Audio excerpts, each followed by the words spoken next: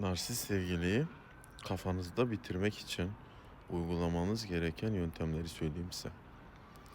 Her şeyden önce size ulaşabilecekleri bütün iletişim yollarının tamamını kapatın.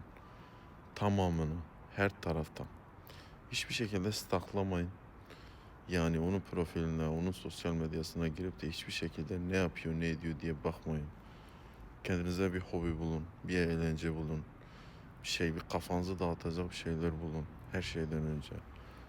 Alkolü çok fazla tüketmeyin. Alkol depresyonunuzu ve yaşamış olduğunuz durumu daha çok tetikleyecektir.